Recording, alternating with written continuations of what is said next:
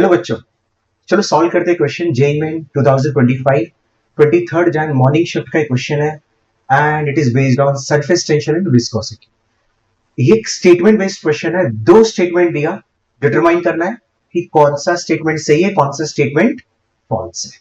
पहला statement, the hot water flows faster then cold water. Basically जब temperature बढ़ता है तो विस्कोसिटी लिक्विड का कम हो जाता है, ठीक है, क्योंकि वो जो इंटरमोलिकुलर फोर्सेस होते हैं, जो थर्मल एनर्जी होता है, इंक्रीज थर्मल एनर्जी, वो इंटरमोलिकुलर फोर्सेस को वीकेन कर देता है। तो दैट मींस जब टेम्परेचर ज्यादा, पानी का टेम्परेचर ज्यादा, तो विस्कोसिटी कम। विस्कोसिटी का मतलब रेजिस्टेंस टू द फ्लो। तो जब विस्कोसिटी कम हो गया तो पानी इजीली फ्लो कर सकता है, मतलब the hot water flows faster than the cold water. ये स्टेटमेंट 1 सही है, ठीक है। दूसरा statement, soap water has higher surface tension as compare to fresh water.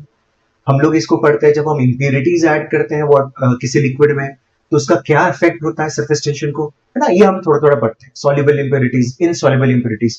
तो हम पढ़ रहे हैं कि जब हम सोप वाटर की बात करें, सोप सोल्यूशन हम ऐड करें वाटर में, तो क्या होता है।